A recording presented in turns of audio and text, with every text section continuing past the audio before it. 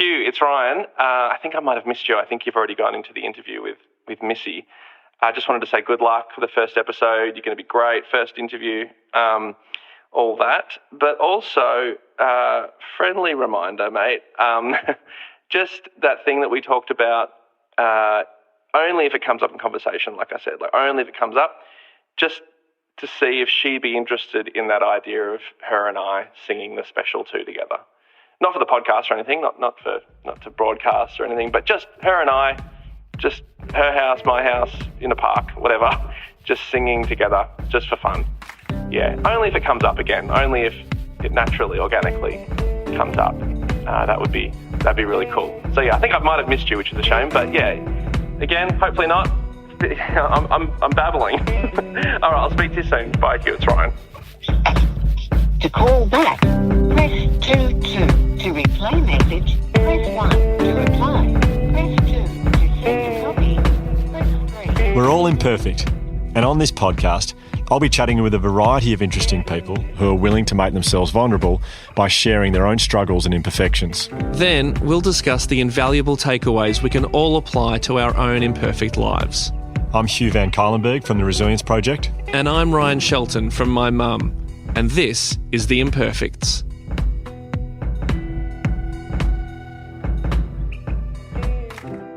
So we've had this conversation quite a few times, both really big Missy Higgins fans, so yeah. Pretty excited that... Well, Missy Higgins for me, whenever I hear the special two, her song, it just takes me back to when I don't know how old I would have been. I reckon I would have been 19 or so. Even now, when it comes on the radio, it's one of those songs that I can still sing and do sing at a volume. My brother Josh, who you know because he's our producer. He's about a metre away from me right now. He's just over there. I do know him. Also our producer, he sent me a message the other day saying, I challenge you to listen to Missy Higgins, the special two, in the car, sing as loud as you can and not feel happy. It's just such a great song. Yeah, it does it makes me feel great whenever I not only hear the song but sing it. Put the special two aside, we agree that we really like the special two a lot. Yeah, we've touched on that now for about a minute. I think we've spent quite the time on it. As a musician, Australian musician, I feel like certainly in my lifetime she'd have to be one of the all-time greats. It's so interesting to hear the life that she's had, like it is with anyone, to hear that someone else other than your own life is not perfect, and everyone has their struggles.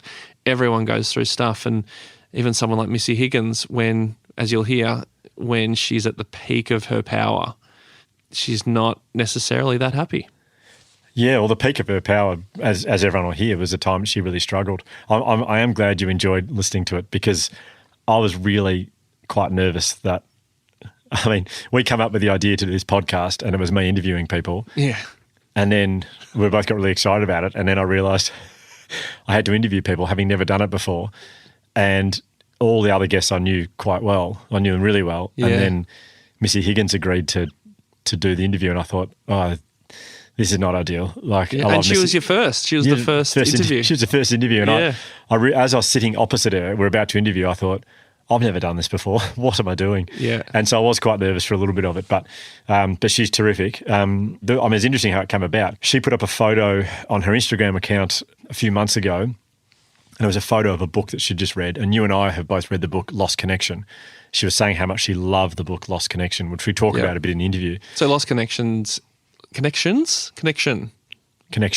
think. So it's a book about anxiety, depression, the causes of it, the ways out of it, or suggested ways out of it. The unexpected cure, I think she says. Yeah, it's an amazing book. Like whether you struggle from mental illness or not, I mean, it is fascinating. I got a lot out of it. A week after I saw her do that post, my first show of the year in Melbourne was due to happen at the convention centre. So So I saw the photo on Instagram and then I slid into her DMs. Yes, you do like the phrase slid into her DMs. I think that's the official terminology for messaging someone that you don't know. Instagram has never put out any press release that requires the phraseology slide into the DMs. To me, it's creepy. I think it's a creepy word, slide. Well, I messaged her directly through Instagram and just said, Would you, Hugh, slide into your mum's DMs? I don't think you would. I don't think you would. And that's fine. I don't want to. If you want to slide, you slide, baby. okay, good point and well made. I messaged Missy the same way I'd message my mother. No, I feel bad now. You should be able to slide wherever you want to slide. Just keep sliding. I messaged Missy. So I messaged Missy and I said, I too love that book, Lost Connections. In fact, I'm doing a show in Melbourne in a week's time where I'll be talking about a lot of the things that are in the book and a lot of stuff around parenting. I think you and your husband might really enjoy it. And I sent it, and as I sent it, I thought, I'm such an idiot. What on earth am I doing messaging Missy Higgins like that? She'll never see this, and if she does, she won't write back. But she wrote back the next day and just said, oh, that sounds fantastic. I'd love to come to your show. We'll get a babysitter and we'll be there. Put 2 tickets aside. As it turned out, the babysitter plans fell through and she couldn't come. And she's lovely message, I'm really sorry. And I said, no worries, that's fine. And then we were talking about people that might be really good at coming on this podcast and making themselves vulnerable and talking about what their life is really like. And I think I suggested Missy Higgins and said, yeah, I'll be able to get Missy Higgins on. And you went, oh, really? That's amazing. And I walked away and thought, Missy Higgins? Yeah. And so I walked away thinking, what have I just said I could do? I can't get Missy Higgins on the podcast, but I slid in again, slid back, did a re-slide. Yep. And I propped up the slide again. and I said to her, look, we're doing a podcast where we want really well-known Australians to talk about their struggles and be open and be vulnerable about who they really are and what it's like to be them so that it helps other people. And she wrote back straight away and said, what a fantastic idea. I'd love to be part of it. And it really, really surprised me. And I think I played it down a bit to you. I went, yeah, Missy's in. Missy's, that's fine. She's in. Well, no dramas. You did kind of owe me one because I was very aware of the fact that Missy didn't come to your Melbourne show because the day before the show, which I was coming to, you messaged me and said, hey, just heads up, you're sitting next to Missy Higgins. And I was like, oh, cool, great. And tried to play that down secretly, very excited to meet her, and then found out that she wasn't coming. And who, do you remember who I said, don't worry, I think who's coming in place of her? Do you remember that? No. I told you Kathy Freeman was coming. Oh, yeah. I was like, well, that's good. It's a great replacement. Kathy Freeman. Again, the Kathy Freeman? Yeah. She didn't come. No. You couldn't get a babysitter either or something like that. I don't know what it was. But you should have just known that I was going to come. Like, you didn't have to keep putting out this bait for me to come to your show. I was going to be there. Yeah, I was very excited that she said yes, basically. And I realised about probably a week before interviewing her that I knew all our other guests really well. I've spoken to them before. I've worked with them all and have a good relationship with them. And I got a little bit worried that I wouldn't be able to, I suppose, feel, I don't know. I was worried that she wouldn't feel comfortable in the first chat to really talk about her life properly. So I actually messaged her again and said, now this sounds a bit creepy, but I did really want to do this for the podcast. But I just said, I just explained I knew everyone else, don't know you. Do you mind, could we catch up for coffee sometime, just have a quick chat? Yeah. So I can get to know you a bit better before we do the podcast. I think that's fair enough. Thank you. Yeah. I thought it was. Yeah. And she wrote back straight away and said, do you want to come over tomorrow? In my head, I'm going, what? Come over where? And she said, do you want to come to my house tomorrow? That's probably the best way to do it. Went to her place the next day and she was lovely. She just put her daughter to sleep. I'm just picturing you, she opens the door and you're there with a guitar. It was a piano. I had a piano. You had a piano, just a little guitar. And she said, oh, come in. And she's very nice. And she gets me a cup of tea. And we were sitting there and it struck me about 5 minutes in. I was like, I'm sitting in Missy Higgins' house just having a chat about life. And I automatically, and she would probably remember the moment, I just got really nervous out of nowhere for a good, well, I was there for an hour and a half, but for 10 minutes, I couldn't have been more nervous and I couldn't string words together. What were you saying? Well, it was quite funny because she said, do you want tea? And I don't really drink tea, but I thought we should definitely drink at the same time. So I said, yeah, I'll have tea. Yeah, I love tea. Yeah. I'd love a tea. I'll have a grey tea. What's a grey tea? Oh, grey tea. Sorry, I'm not really a big tea drinker. So she said, oh, how do you have your tea? And if I ever have tea, I just have it black. I can't handle having milk in my tea. And I said, oh, just black, no milk. And she goes, yeah, no worries. And she gets the milk out of the fridge and just puts heaps of milk in and put it in. She goes, there you go. And I went, great. Yeah, Excellent. That's polite. I think that's the right perfect. thing. When you're about thank to you. interview her, you want to be polite and gracious. And usually I just go, oh, no, I said no milk, but I just was too nervous and polite. So I said, this is great. And Well, so it I drank a didn't- milky tea. Luckily, it didn't affect the the interview. No. It was great to listen to. I got so much out of it. It was. She is a wonderful, wonderful person. She is. She yeah. looks like it, but I was blown away by how humble and modest and interesting she is. And then, as people will hear in the interview, she is very happy to make herself extremely vulnerable. Yep. She really gives us a great insight into her struggles that she's had. So the way this works and the way this is going to work on this podcast is, and the reason that I'm here, which is probably a lot of you are just thinking, hey, why is the Rove guy there? If he's doing the chat, what's he doing there? Just it's like I feel like John Blackman on Hey Hey. Hey, he was all right. He was great. He was great. John, if you're listening, no disrespect. I look forward to that email from John Blackman. He did have an interesting role. Like he did. was never on there. He just said things and Well, he was Dickie Knee. but what didn't he also do another voice? He also did like the sort of voice of God role. Yeah. But yeah, he Yeah. was Dickie Knee and the voice of God. Anyway, it's probably the tangent that will get deleted from the I'm podcast. pretty sure that'll get cut out. The Blackman tangent. Yeah, so but no, the reason I'm here is because I'm so interested in well-being and improving myself and knowing how to be better for people and for myself, and especially people I know who struggle with mental illnesses or just want to be happier and want to be a better person. So the idea is that I listen to the interviews, and then like with the Missy one, I have a bunch of questions that I'd love to ask you, Hugh. And what did you refer to it as? A Q&A. Q&A. A Q&A Yeah. will follow the interview, which it's just a few questions based on what Missy talks about, not necessarily about the interview itself, but just some of the topics that she brings up. And I'm going to ask you and maybe learn a thing or two. Yeah. Well, and that's I mean, that's kind of what we talked about in the intro, I suppose. I don't need to say that. Bit of inside baseball. You'll remember the pre-recorded intro. Go back and listen to it if you haven't. Yeah, because all that Ryan just said, that was in there. So ignore that. So, yeah, we really hope you enjoy this chat. As I said, she was very open, very honest, and a really wonderful person. So we hope you enjoy the Missy interview, and we'll chat to you afterwards. Cut the cord and it'll be alright. Just cut the cord, cut the cord. Can I be a fascination? Oh, well, one of the first thing that comes to mind is like, and I think this kind of represents so much. I had this vision of, being a singer and being a musician, that I'd have kids who would sit on the floor cross-legged while I play the guitar or the piano and work on little noodly ideas, and they're just sitting there kind of with a peaceful smile on their face, just thinking, oh my God, my mum is amazing. Listen to her. I'm so lucky to be born into this.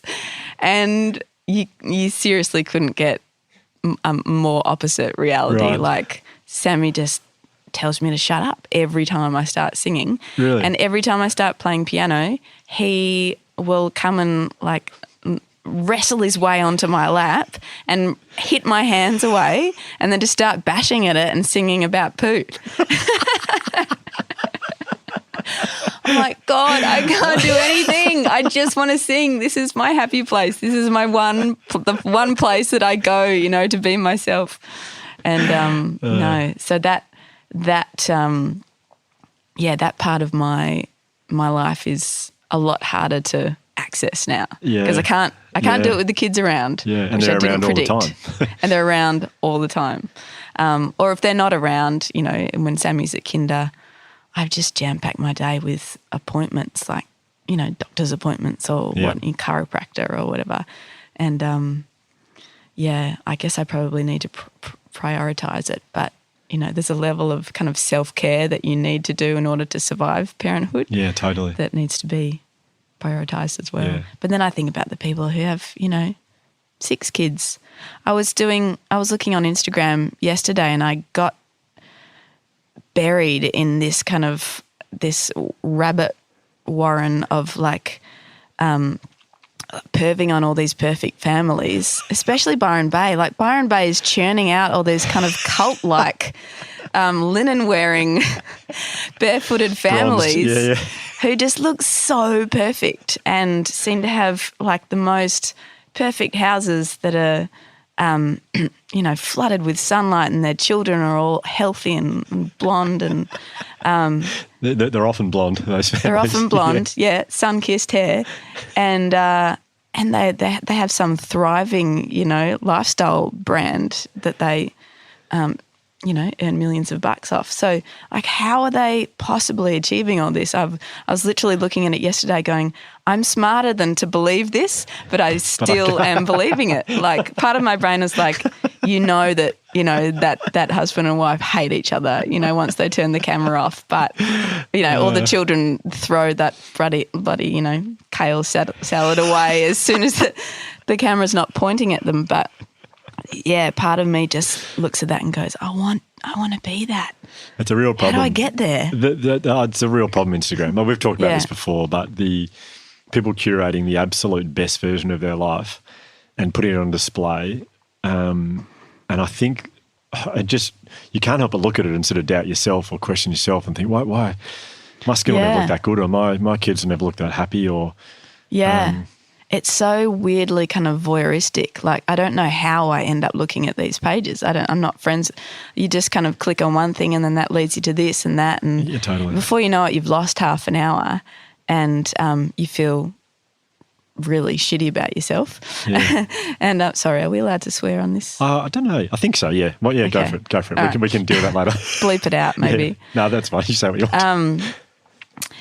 Yeah. Before you know it, you're feeling really badly about yourself, and you're not sure how you got there. And then you look up and you realise, wow, there's a real world out there, and the sun is shining. And okay, I'm back to my kind of normal, mediocre life. Yeah. Well, it's not mediocre, but it feels like it after you've been looking at these extraordinarily perfect lives. Yeah. The most common emotion, I read this the other day, the most common emotion anyone experiences after 10 minutes on social media is regret.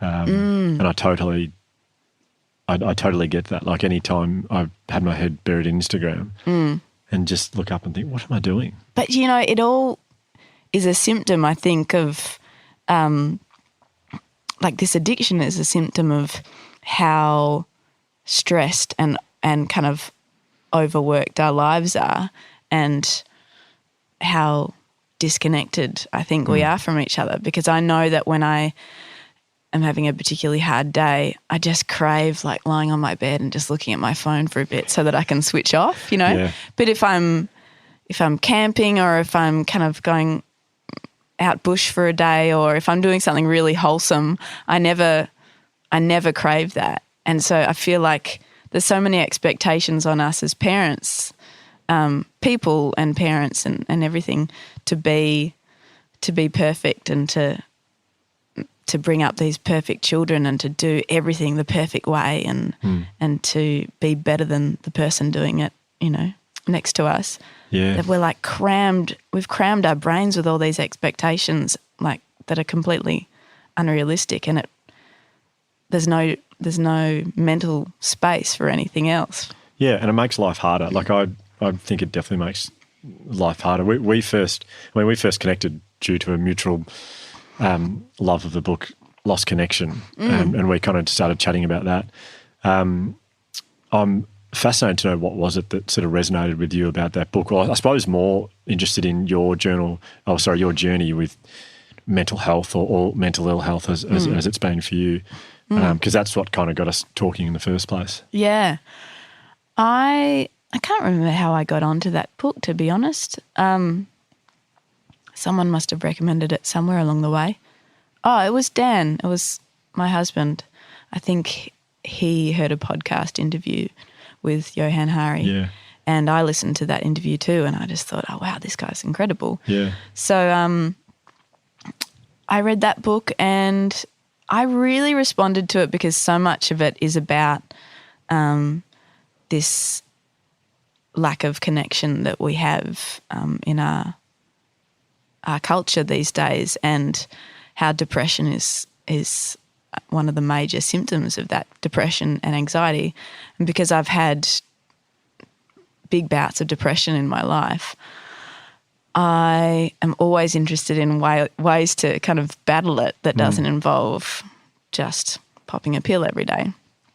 And I read this book and actually I think I went off my meds about 2 weeks later. Yeah, you're saying, Which I was telling you the other day, and Yeah. it was actually a really bad decision Yeah. because it was too fast and it was too much of a rash decision, and it didn't go well. Yeah. And I needed to go back on them because Yeah. I just all of a sudden I just wasn't coping. Yeah. But I felt like the book was an argument against antidepressants, and now I look back at it and I go, well, okay, maybe it was, but that's not what I'm going to take from it. What I'm going to take from it is the message that we don't need. We need so much more than the medication. Yeah. Like medication is a tiny part of the solution. Yep. For me, it's a significant part of the solution, but it's absolutely nowhere near the entirety of the picture. And I really responded to his idea of that we've all grown so kind of disconnected from each other, and when you look back at how communities used to be and how we would travel in tribes and we would all help each other out. We'd literally all be living together and, you know, my baby was kind of your baby and, you know, the kids got passed around and the responsibility never rested on just one person's shoulders. And we learnt from each other and we could see daily in front of us people making mistakes and learning, and we weren't just doing it all by ourselves. Yeah. And I felt like that was so true because I've considered myself quite introverted, but I know that every time I connect with friends, I feel so filled up. You know, I really feel like it fills my cup. Yeah. And I can kind of go back to spending time on my own again for a few days, and then I need to be kind of filled up by my friends or family again. Yeah. But every time I've had a long period of time without family and friends connection, I've felt really untethered. And that's when my mental health has gotten a lot worse. Yeah. Has that been something you've been managing for quite a while, the depression? Is that something that's been with you since a young age? Yeah, well, I remember I had a bit of a breakdown in year 11, I think it was. I was 17. Perhaps it was at the beginning of year 12. I can't remember. No, I think it was in year 11 because it was year 11 and year 12 was, you know, when all the studying got really serious. And I was so meticulous about studying and about, you know, getting straight A's and like keeping on top of everything. And then all of a sudden there was like 4 projects that came in at the same time, and I felt so overwhelmed with the amount of work and this pressure that I put on myself that I just... I couldn't cope, and I just became paralysed, and I collapsed one day on the way back from the food hall, and they kind of put me in hospital and didn't really know what was wrong with me because there was nothing really wrong. I think my brain just kind of gave up and just told my body to switch off. And I went home because I was at boarding school, so I went home for a week or two. And I remember telling my dad, I think I'm depressed. And he said, well, he was quiet for a moment, and then he said, well, it's probably about time I tell you that there's a lot of depression in our family, and I've also suffered from depression my whole life, and I'm on medication for it. And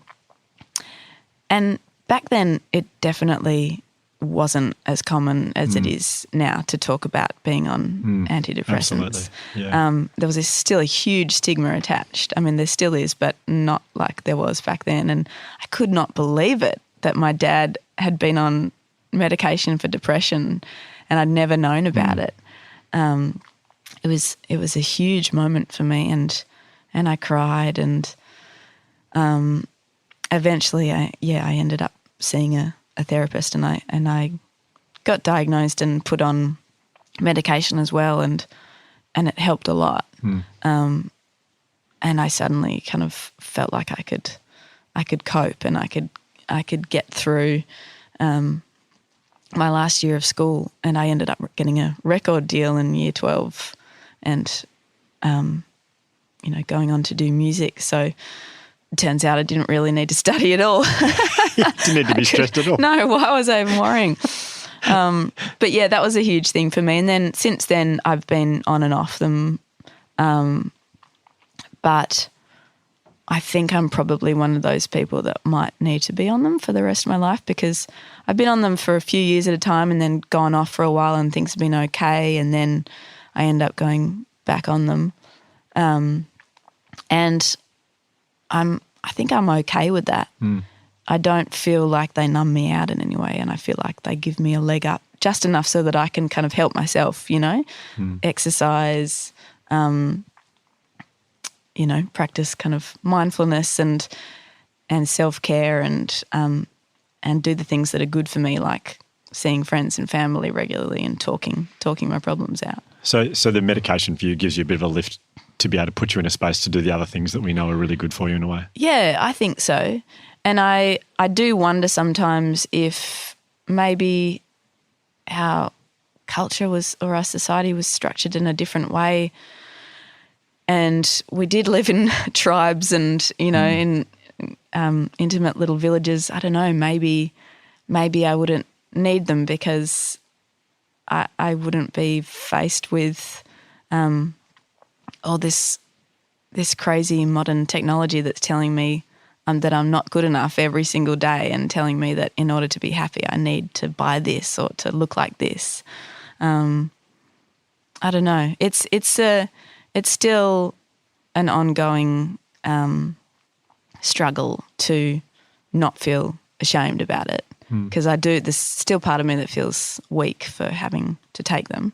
So even though intellectually that yeah, there's nothing weak about it. I think so. Nothing yeah, to be ashamed of, and it's you can't really help it. But it's still it's funny that you say that, because I think a lot of people feel the same way. Yeah, it just shows that there still is such a stigma attached to it, I guess.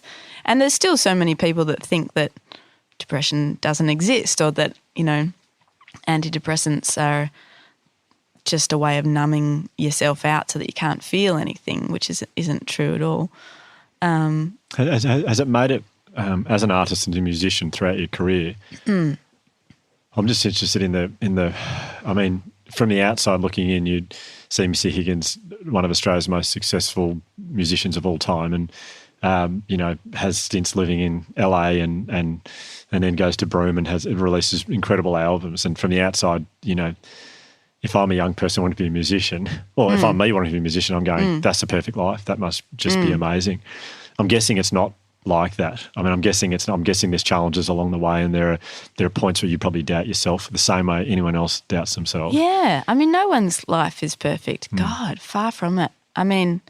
It looks like it if you look on Instagram, but no, I struggle with self-doubt every day. I'm terrified of certain things. Like, I'm terrified of putting on weight, because I grew up with, a family who was always talking about dieting and, oh, look how fat I am. And, none of them were.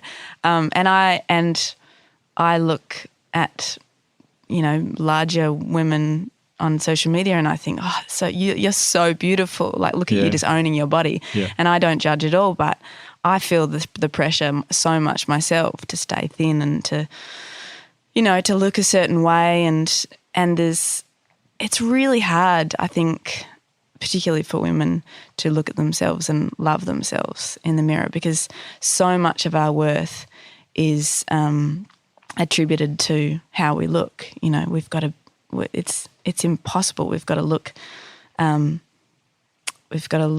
fit and curvy and thin and all these things that are like completely contradictory. It's like, oh my God, I don't think anyone can naturally look the way that we're supposed to look. Yeah. And there's no representations or very few representations of of real women, you know, in our magazines and in social media. So I think there's a movement actually a bit now to showing your real self on social media and a little bit more, you know, in our magazines and on our TV, but it's still very much unachievable. How we're taught that we're supposed to look, and I worry about that with my daughter too. Growing up in this world of, you know, people putting the best ofs online and curating their lives and putting filters on themselves so that they look kind of a bit like kind of a sexy android. Like these young girls are looking at this going, okay, how do I look like that? I can't eat lunch, that's for sure. It's kind of terrifying. So I think in this day and age, it's like it's a very radical act to show yourself and to love yourself. You know, to be vulnerable like that. Yeah, you have spent time away from Australia, obviously, with your music. I think after you were telling me the other day, you when you went to toured America or to the US, and that as a young Missy Higgins thinking, gosh, if I end up touring the US one day, that'd be the greatest thing of all time. I think you did 260-ish shows. Is that what you were saying the other day? Yeah, something like that. It was up there in the 200s shows a year. In a year, yeah. Yeah, I did so much touring. Yeah. And that's kind of living the dream in a way, yet yeah, I was miserable though. Yeah, I was so miserable. But by the end of it, I mean, I was signed to this American record label who, as all major American record labels are, were very much focused on, you know, the dollar signs and moving your way up the charts and selling more and more and more records. And that's fine because that's their job. But I got really swept up in that, and I thought that that's why I was doing it. And I'd forgotten completely why I started doing music in the first place, that it was a way to express myself and it was something that I loved doing. So by the time I'd finished, I think I toured my second album for about 2.5 years, and I was so worn out and wrung out that I had nothing left. I had no inspiration for writing, and I was so miserable, and I just thought, I don't have any love for this anymore. I've achieved, I guess, what I set out to achieve. I mean, I'm playing for thousands of people a night, but there's nothing satisfying about this because there's always more. You know, there's not this place that you reach and like that's it, you're done. you can retire now. It's how old okay. Were you at that time? Well, 24 or 25. Yeah. There's always this massive insecurity around, well, you know, you've got this many fans now, but if you don't release another album straight away, you're going to lose them. And if you don't do this and if you don't do that, they're all going to go. So it's a very, very tenuous kind of situation, and it feels, it feels very, very insecure being there. You never feel like you've reached that place and now you can live there. It's like, no, you're here momentarily unless you fight really, really hard every day to keep it. And I had no desire to do that.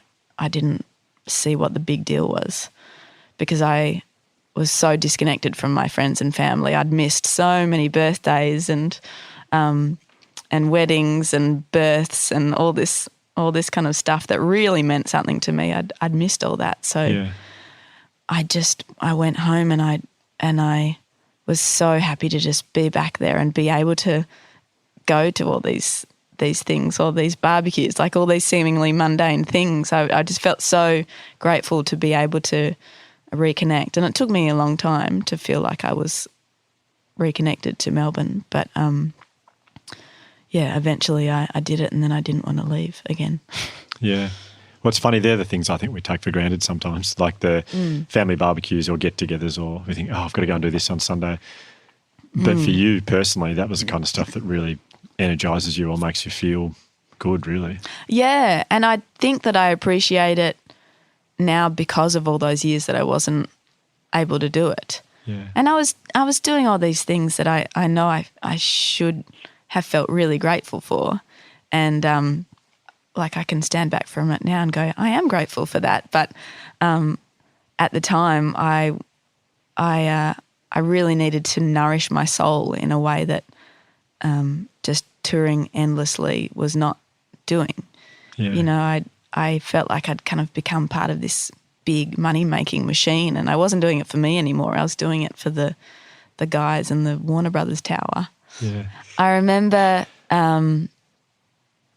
when I was in a hotel room and we were trying to finalise mixes for some songs that we'd recorded, and I was on my own and kind of trying to listen to this stuff and emailing, and I just felt so alone on the other side of the world in a hotel room by myself again, in my mid-20s, and I felt so much pressure to make an album that people liked and people wanted to buy, and I felt as though I was surrounded by people who were trying really hard to make my music into something I didn't want it to be. So I was really trying to fight to kind of keep my sense of identity and keep holding tight to that, you know, that vision I had when I started out writing as a teenager. So it was just all feeling so hard, and I just had this overwhelming feeling of wanting to go and like run into a forest and stay there and never leave.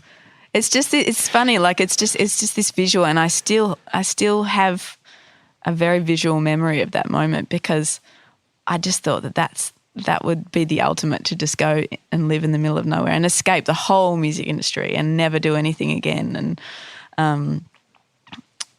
I just wasn't happy. It wasn't fulfilling me in the way that I was promised that it would. So years later, you moved to Broome, went to live in Broome. Was that kind of your forest in a way? Yeah, it really was. It was my escape from everything that the city represented, I guess, like prying eyes. I was being recognised, and that was really strange for me, because I've always... You strike me as someone who doesn't really seek publicity. No, I hate it. I don't like going to any, you know, award nights or red carpety things, because I much prefer sitting in the shadows like a creep and watching. But yeah, no, Broome was your escape. Was my escape, and my partner at the time used to live there, and she was saying to me for months and months, we've got to go there, it's amazing. So we eventually went there for a couple of weeks, and it was so quiet and so still and so far away from the city and superficiality and the obsession with appearance and like I didn't even, and I never, every time I go to Broome, I never even look in the mirror or think about my appearance. It's not about that, you know, and nobody asks each other anything about what they do. Like there's no judgment attached to what you do? Or, there's no judgment, and there's that holds no currency. It's all about just, you know, treating each other as human beings, and you're very much in nature there too. So a lot of the kind of conversations are about the moon and the tide and you know, whether a monsoon is coming, or, you know, you're very exposed to the elements. So you remember how small you are on a daily basis, which is so good to put things into perspective. And it was just something I really needed at that point. So how long did you live in Broome for? I want to say maybe 8 months, right, but then I kind of started going regularly. Yeah. But that was kind of the longest stint that I had at the beginning. And was it what you needed for your mental health at that time? I think we discussed last time we caught up around you were receiving feedback or negative feedback, I think it was, about a decision you'd made with your band or whatever. And that's something you probably weren't expecting and probably didn't need either at the time, and that was kind of one of the reasons you ended up in Rome? Yeah, I mean, it was all that kind of stuff. At the beginning when people started to kind of know who I was, there was just opinions coming at me left, right and centre, and, you know, that was back in the MySpace days, and people were leaving their opinions on there about my music, and the criticisms, you know, come hard and fast, probably not as much as the compliments, but you don't pay any attention to the compliments. That's right. And there was a fan forum, and I used to go on the fan forum and read it and talk to people, and, you know, they used to have categories of my music or me as a person that they used to, you know, use to dissect. Oh, gosh. You know, like one member of my band, like, what do you think about what he was wearing? Or it was so strange, and I, you know, being a newbie to like social media, I just became obsessed with it. Like, what did these guys think of this new song, or what did they think of this performance? And I remember when I changed a few band members, the fans really didn't like that. They were really attached to the original band, and they just ripped me apart in one of the forums and ripped my performance of this one show in Perth apart. And it devastated me, and I didn't leave the house for a couple of days. And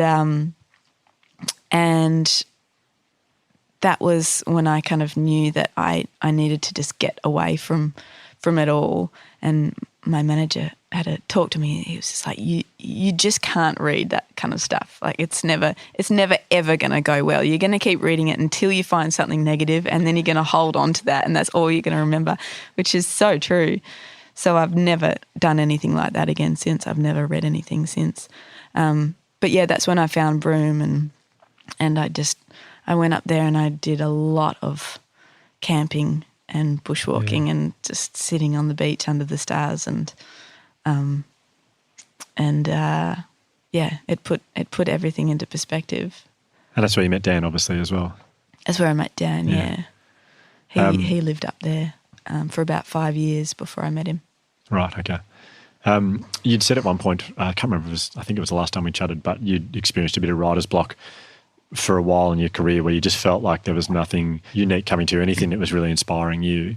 Was it the trip to Broome also that kind of reinvigorated you and got you writing music again that you were enjoying? Well, no, the writer's block happened a couple of albums after that. So the writer's block kind of happened after that 2.5 years in America, and I had nothing left. And I came back to Melbourne, and I rented a little room above a florist in Northcote, and I put my old piano in there and my guitars, and I did what I thought Nick Cave did, which was like get dressed up every day and go into work, you know, to try and make it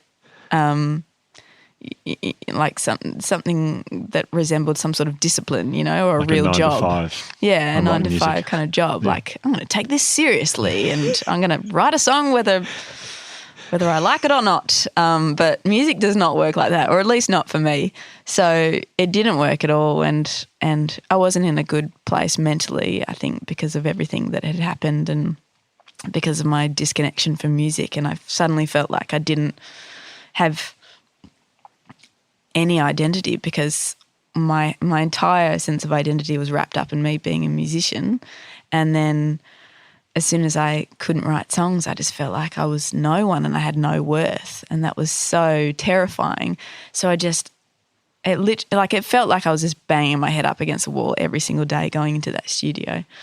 I wrote a lot of kind of abstract Philip Glassy instrumental music that was like the soundtrack to my brain at that time. A really morbid kind of. Have you still got that stuff somewhere? Have you?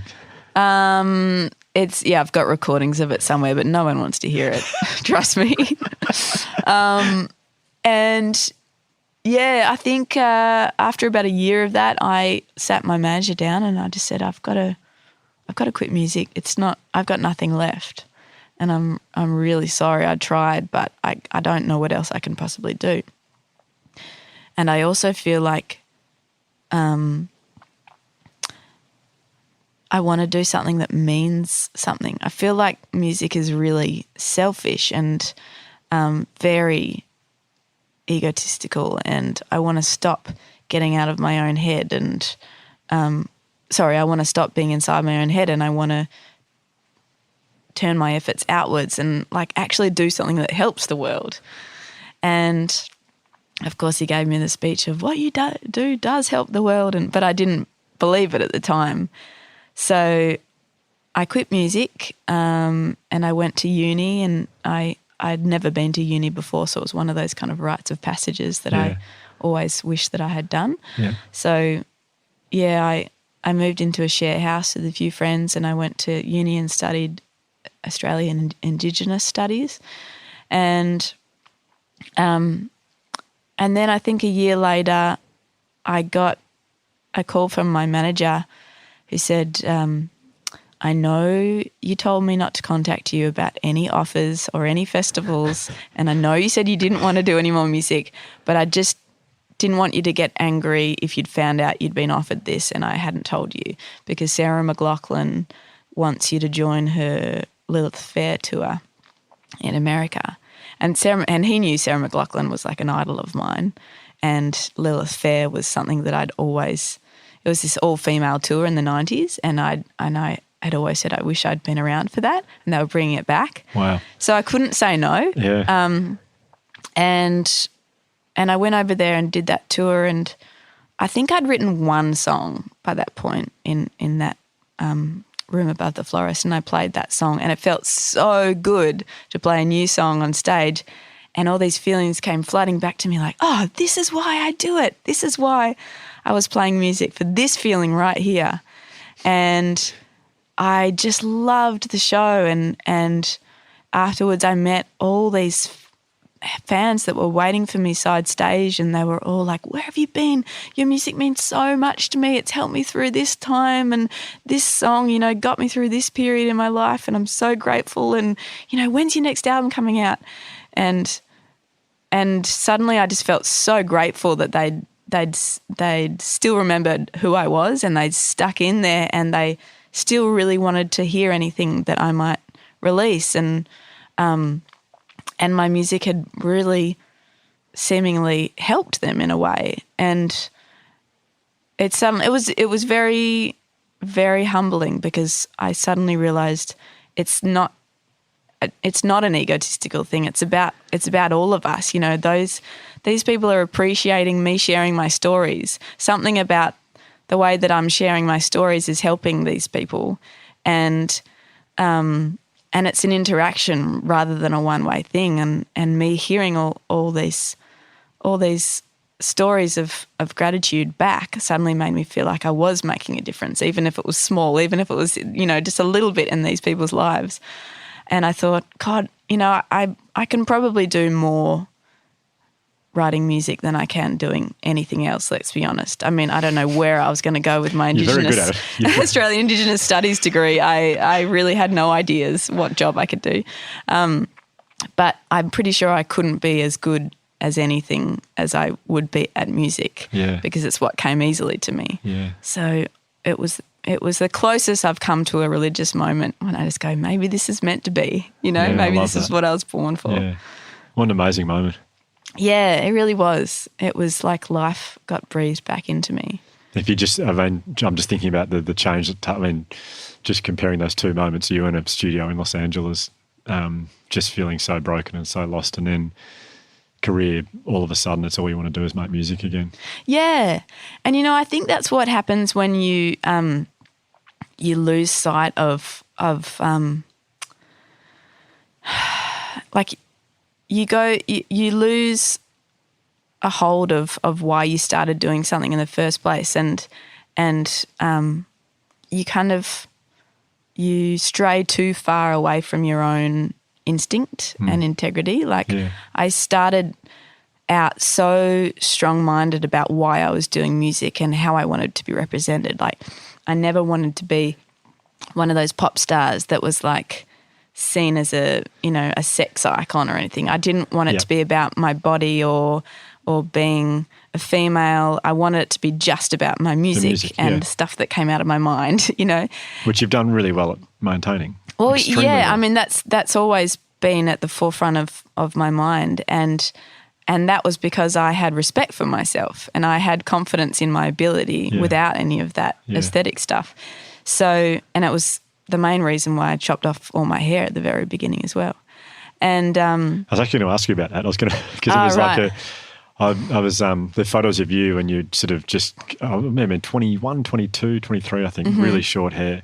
And it was like I look at it and think maybe that was you going, no, it's not about what I look like. But I think you just look so good with short hair anyway. It was kind of like... Yeah, it was kind of in fashion now. I don't think it was in fashion back then. Yeah, maybe that's true. Maybe that's true.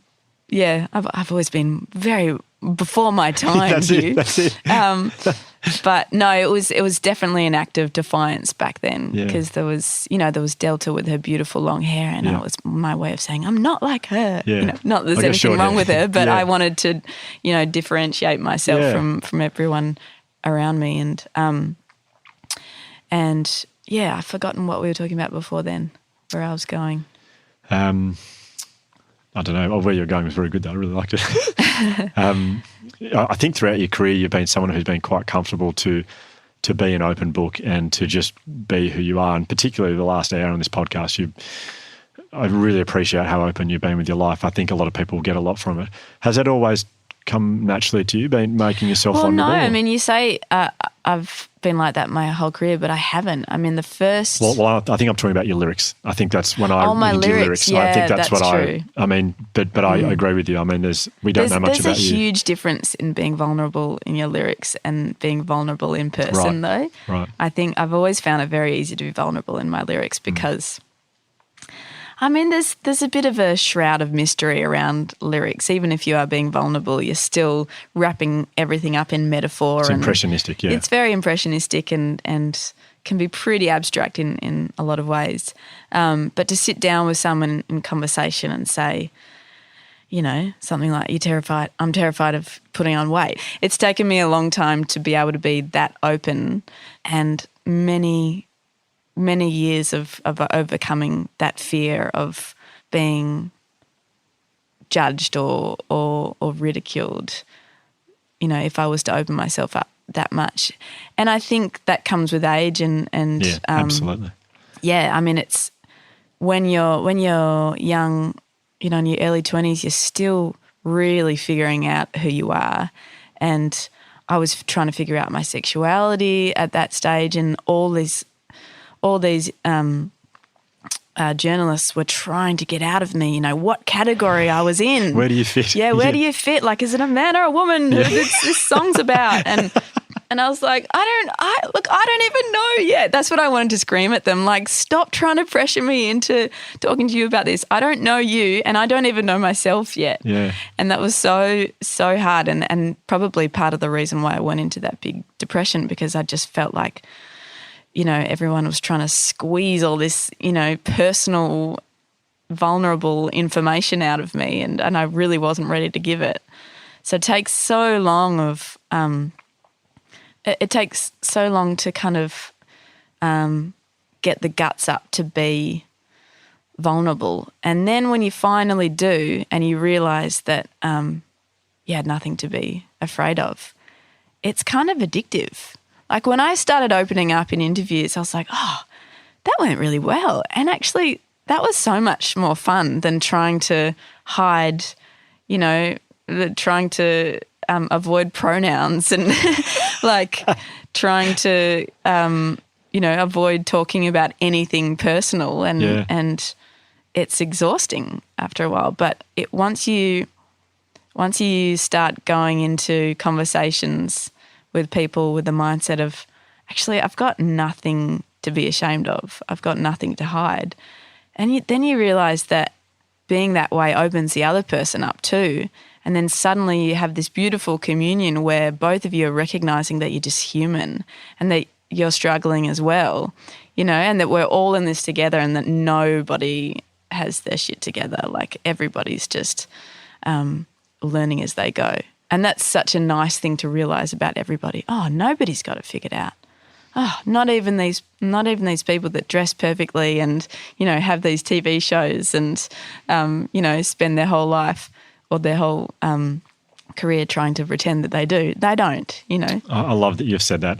I just feel that when you are comfortable revealing your insecurities to someone, even if someone you've just met or whatever it is, it just builds so much empathy and it just builds this connection of trust, I think. Like if you reveal something you're insecure about or something you feel shame about, whatever it is, the other person automatically thinks, gosh, this person really trusts me. And so I trust this person too. Yeah. I think that's what your music has done a little bit to people as well. I think about your songs and you're right. I mean, people will put their own meaning on your songs, but you still make yourself vulnerable through your lyrics. But I agree, the older you get, it seems to be for me, it gets a little bit easier to say, yeah, this is who I really am. Yeah, and I think maybe a lot of that has to do with the fact that the older you get, the more experience you've got with, I don't know, making mistakes and realising that the world doesn't end, and the more experience you've got in meeting people and realising that they're not perfect too, and you with more experience you start to kind of see the humanity in everyone, and it makes it okay to kind of to accept that in yourself and to love that in yourself. Yeah. That's really lovely, thank you. That's such a good thing to say. I felt that when I left your place the other day and Luna had just woken up. I always struggle when Benji's sick. I just get so upset when Benji's really sick, and Luna had just woken up. I've never seen so much snot up her nose on her face in my entire life. She's just leaking from every orifice at the moment. Every time she tried to breathe, it just came out of everywhere. And God, but you were so, I don't know, you were so okay with it, and you seemed to be. And I walked away going, oh, I can be okay with Benji being sick.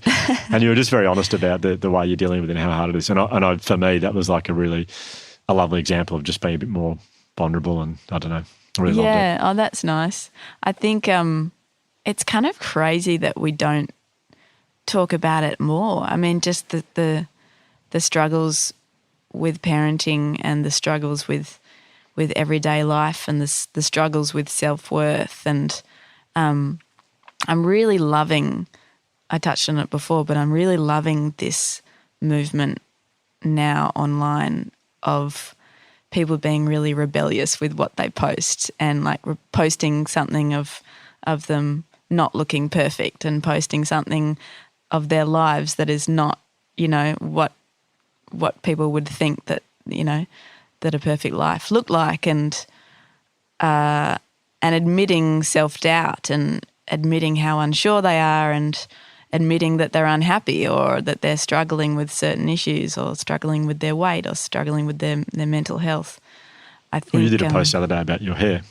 About my grey hair, yeah. Yeah, because Penny, honestly, when Penny saw that, my wife, she's fist pumping and she's so excited. She's saying, yeah, that's the way we all should be. Why is there pressure on us to have a certain colour hair? That's just, men don't have that same pressure. And it was so good for her. Oh, that's good. She loved it. And I'm sure you probably got a lot of feedback like that. I didn't realise it would strike such a nerve, actually, and it was so beautiful. Like, so many women were like, you know, maybe if you do it, I can do it too. And because you were saying you had some greys coming through. Yeah, I was saying I've decided to let my greys, you know, run wild and free. Yeah. I actually started covering them up kind of by accident. I was fine with them, and then I just decided one day to just get my hair coloured for fun. And then I realised, that means now growing out my greys again is going to be a really big deal. Like, it's going to take ages and it's going to be a thing. Yeah. I didn't kind of think about the fact that I was getting kind of rid of them permanently.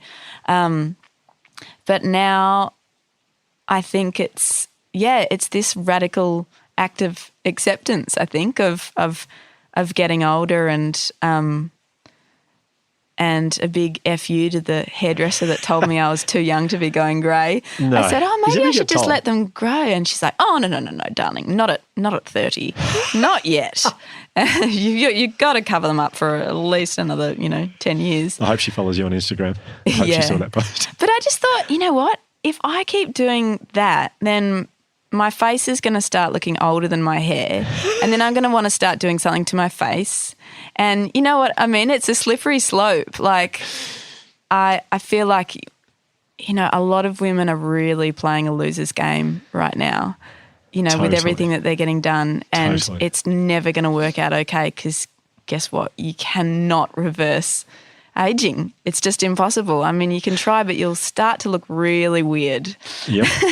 And you see it everywhere at the moment. You see it some everywhere. Really strange looking people. Yeah, some really alien-y looking people. And the irony being they're doing it to try and look good or try and look better, I suppose. But it has a reverse. I mean, but you saying, I've got grey hair coming through and, I'm just going to let it grow, that's fine. Yeah. All that can do is empower other people and make other people feel better about themselves. Yeah, and all it's you've all done perspective. Is make, totally. It's all shifting our idea of what beauty is, you know. Absolutely.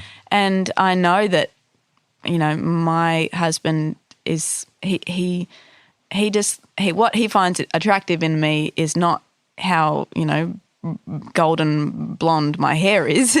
It's the way that I hold myself, and when we connect and we have these moments of intellectual connection, and we spend time with each other and we care for each other, and I know that the things that he loves about me is not how young I look. It's got nothing to do with that.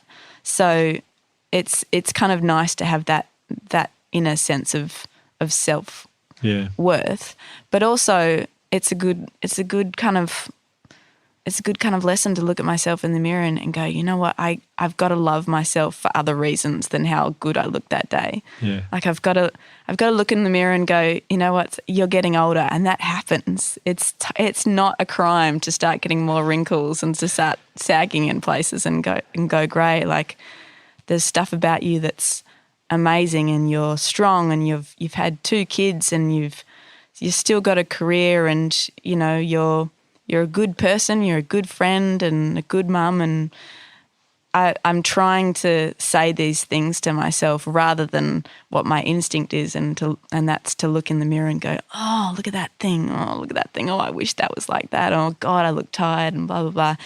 You know, it's so easy to have that negative rhetoric going on, and it's really...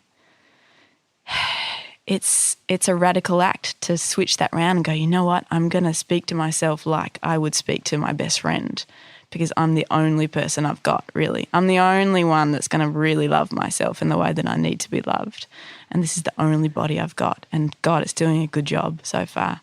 That's a very powerful message for young girls around the country, Missy. Thank you for saying that. Really important. No worries. I hope that my daughter can feel some of that at some point.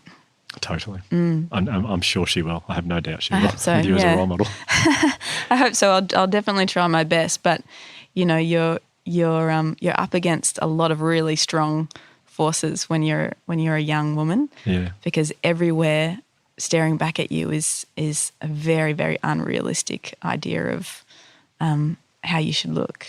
Yeah, totally. And this message that, you know, with that comes happiness or self-worth, you know, that you're only worth something if you look like this, or if you have this, or if you dress this way. And it's really, really important to try to unpack that.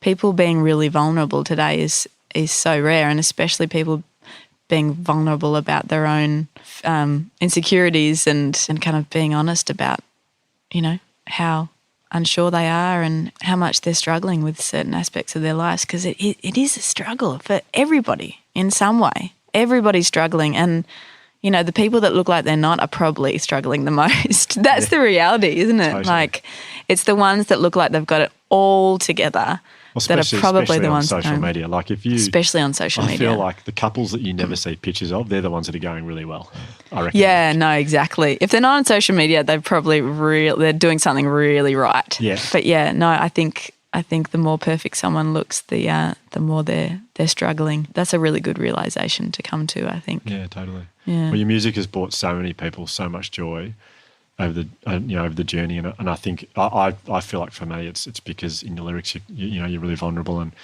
But you've been unbelievable today. So thank you so much for Thanks, Hugh. two It's been a kids under the age pleasure. of 5, and I'm very impressed. So thank you so much. Oh, for it's such a joining us. treat to come and have a conversation like this. You know, that it's quite rare, so it's good for the soul. Missy Higgins, thanks for joining us on the podcast. Thanks, Hugh. No worries. I gotta keep on myself. Keep on, keep on, keep on, keep on. Well, so just that was great. One question, I don't know why I'm thinking about this because there's so much to talk about after that chat, but did she have lots of awards up? Like in her house? Did she have all of her awards and stuff? I'm often interested by this, whether people display their awards in their house or not. Nothing. Nothing. Yeah, I mean, that makes sense. Nothing. There were musical instruments. I wasn't sure exactly which house it was. I was in the area and I could see from the street, I could see a guitar leaning up against a piano. And I thought that's probably hers. But no awards, nothing. No. I guess that kind of fits her personality as opposed to, because I remember hearing someone once talk about the fact that they've got an Oscar. It was on some interview and they literally use it as a doorstop in their toilet. It was just sort of like how they showed their appreciation for an award. And I thought that Missy might have been in a similar boat to, she doesn't do it for the awards sort of thing. There were no awards to be seen. I kind of like that. Yeah. Because she'd have heaps. Oh, so many. Yeah. All the arias. Platinum things. Yeah. Records. Yeah, records. Yeah. Yeah. Well, okay, so a few things to talk about. And the one thing that sort of struck me is that with her depression, with Missy's depression that she clearly struggled with for a long time when she was younger, and then even when she became really successful. I mean, that's the thing that is really hard to believe. I mean, not that it is unbelievable because you hear it more and more. And certainly I know a lot of people who are extremely successful and miserable.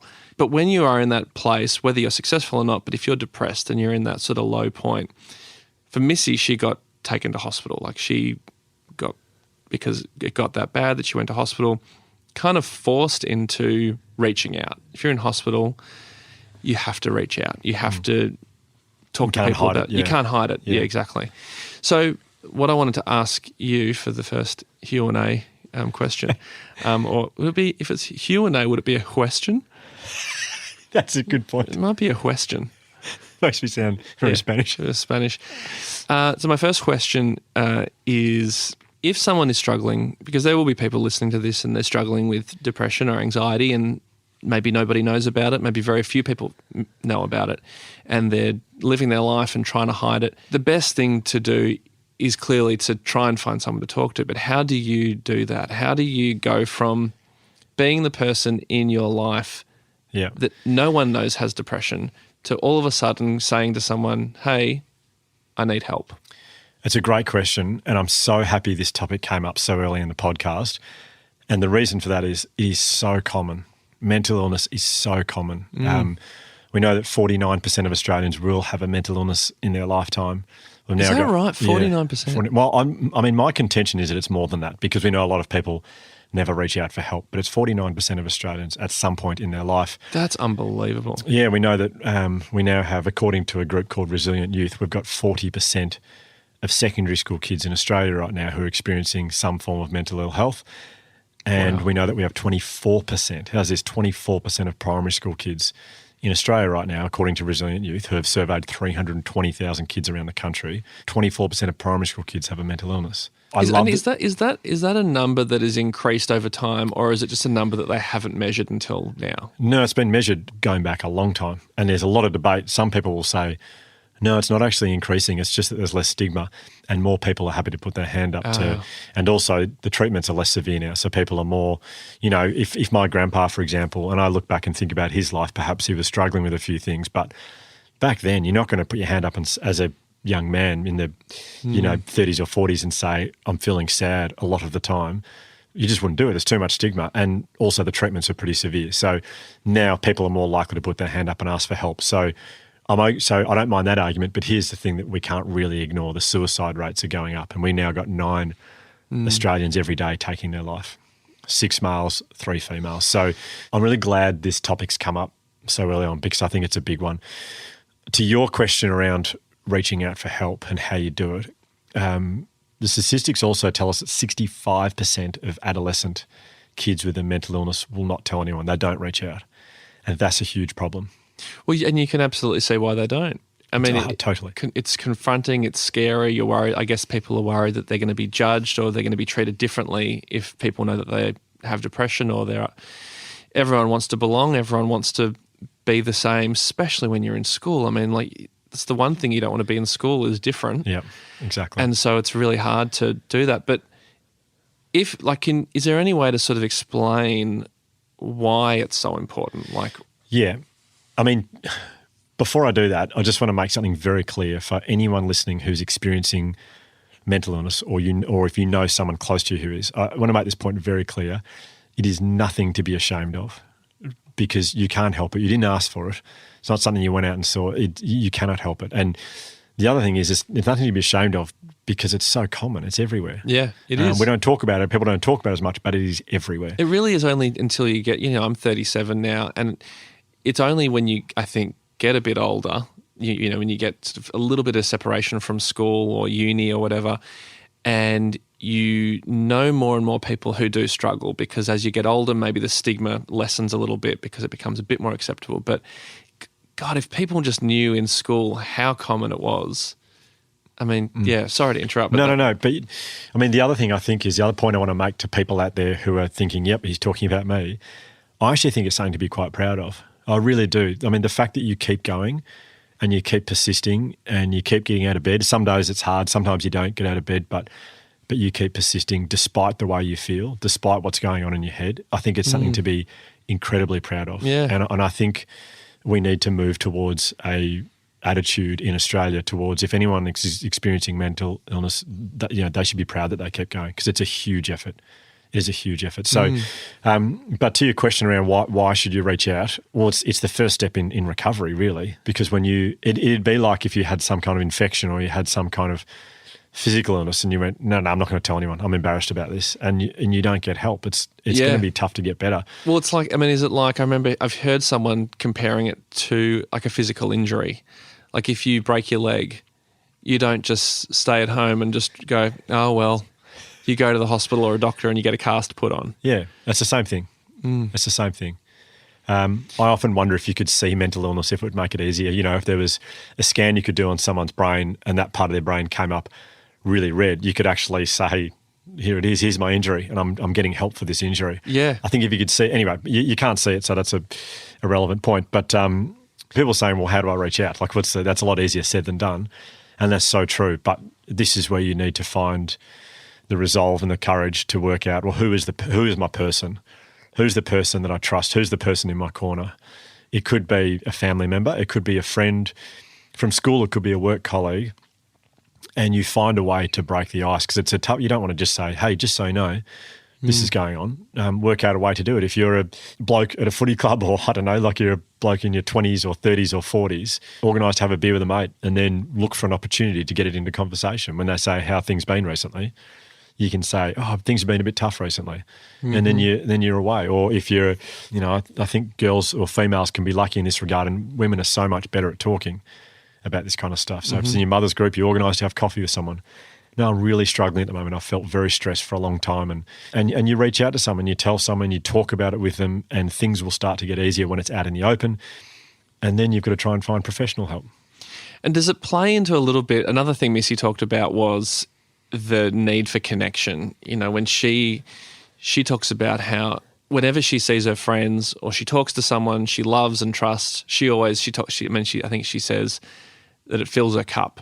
It makes her feel good. There's sort of a connection there, I guess, like with if you've got depression or if you've got, bad thoughts, negative thoughts about yourself. Someone once told me that the worst thing for depression is isolation, because you get stuck in your head and you're just thinking and going over things in your head and you just make it worse and worse and worse because you make up stories, you make incorrect assumptions, and it just sort of like becomes this kind of beast in your head or something. This gets bigger and bigger. So there's a huge amount of research now looking at the power of connection. I mean, in Missy's case, it was a social connection. It was a personal connection which got her back on a path to recovery. I mean, when she was in Los Angeles doing gigs every night, it was her dream come true. It's what she always wanted to do, was to perform her music around the world. And she looks back on it, one of the lowest moments of her life. And when she came back to Australia, she was reconnecting with people, and that's what started to help her. So connection's huge. So the thing is that's really hard is that people who experience depression, anxiety, that kind of stuff, it's often the last thing they feel like is social connection. They don't have the energy for it. They don't have the zest for it. But putting yourself out there in positions where you're going to be making connections is really, really important. And I think when you look back, going back generations and generations, we were more likely to be connected, whether it was in the neighbourhood or going to church or going to scouts or social groups, whatever it was. Now we sit on our couch with our phones in front of us and we think we're connected because we're sliding to someone's DMs overseas or whatever it is. Yeah. But we're not making the real life, the genuine connections of face to face, and that's what helped Missy. And the research is coming in thick and fast right now that social connections is what really creates some really good mental health for you. So really, I mean, I guess if you're someone who, for the people listening who do have a severe bout of depression or anxiety, and maybe it's up and down, but in the times when it is really down, at some point it's going to require, is it fair to say at some point it's going to require a bit of a leap of faith? Yeah, it is. But it's also, this message is also to people who are close to someone with a mental illness, because sometimes you feel like they're pushing you away a bit. Yeah. And so you can kind of go, well, stuff it, I give up. I can't help this person anymore. Absolutely. You need to persist and know that the connection is good for them. That's great. And maybe it's just a message. Maybe if they really are struggling and they're pushing you away, it's a text message and you're saying, I love you, I got your back, I'm here for you. Yep. When you're ready. Just little things like that. It's so true. You just really can't underestimate the power of just a small connection even with someone who you think is struggling. Yeah, I tell this story as part of my talks, but I have been trying to leave my phone at home when I don't need it of late, and because I've noticed that phones get in the way of connections. So I went to the pub the other night to have a beer with a mate, and I didn't take my phone with me, and he went to the toilet, and I was sitting at the bar, and as soon as he went to the toilet, I went to grab my phone because we just can't. Yeah, we can't sit there and do nothing. You have to look anymore. at something. Yeah, you can't. Yeah. So I went to get my phone out, and I didn't have it, and I sat there thinking, how did we used to not look weird when we were sitting somewhere? What did we do? What did we actually do? And the barman was right next to me cleaning the pot glass. And so I spoke to him because he was there and I said, can I use your phone, please? Yeah. Excuse me, mate, can I log into my Instagram on your phone? And that's the end of the story. No. So I spoke to him and I said, oh, you must love it tonight. It's so quiet here. And he said, no, I prefer when it's really busy. And I said, how come? And he said, oh, I'm just going through some stuff at home at the moment. Him and his girlfriend had just broken up recently. He said, when it's busy, I don't think about it. But when it's really quiet, I can't get it out of my head. And I said, oh, I'm really sorry to hear that. And we chatted for, I don't know, like maybe 3 or 4 minutes about it. Yeah. And then he said, I'll leave you guys to it. That barman, I'm telling you right now, he so desperately needed to reach out to someone. He's in a dark place. And he needed to talk to someone, only for a couple of minutes, but he needed to share his pain. Mm-hmm. If I had my phone on me, I guarantee you, no way we would have had that conversation. Yep, you would have got caught looking at something and just got swept away in that for a couple of minutes. Yeah. He would have, if he wanted to talk about his breakup, he would have leant over and said, excuse me, do you want to hear about a breakup? Yeah. And I would have said, what? Sorry, mate, I'm just checking the Ashes scores. So, I think, we are put on this earth to connect, and it's so good for us when we do it. But when we're going through tough times, we can often move away from that. And we heard from Missy that going to barbecues, family, things that often we go, oh, I've got to go to this bloody barbecue, they are good for us. So, yeah. Well, Hugh, thanks for the chat with Missy was really, really amazing. So thanks for that. Oh, I will pass the thanks on to Missy because she was terrific. Yeah, just shoot me a number. Yeah. You're going to sing her, you give her a call and sing her the special too. Oh, look, if I have to. Next week, we are speaking with Jack Watts, Port Adelaide Football Club, who's been through a lot recently, and we'll be talking about his struggles and what he's done to navigate them. Great. Thanks, Hugh. Does music happen now? Yeah. Cue it in 10, 9, Just play it now, actually. Can I be a fascination? 'Cause you hold the feeling. If this episode has triggered anything for you around mental health, we strongly recommend Lifeline on 131114.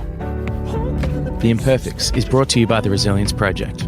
Produced by Ryan Shelton, Hugh and Josh Van Kylenberg. A very, very special thank you also to No Mono for generously allowing us to use Keep On as the theme song for this podcast. Hey Hugh, it's Ryan. I'm just walking out of the studio and just realised you haven't sent me that Missy Higgins phone number yet. So if you could send that through as soon as you can, I can get in contact with her and maybe we can sort out a time for us to sing together if she's got time. And if I've got time, to be honest. We're both really busy. So yeah, but thanks again for having me involved. See you next week. Can't wait. To call back. I hear the echo down the hall, like you were never there at all. Just leave me down here.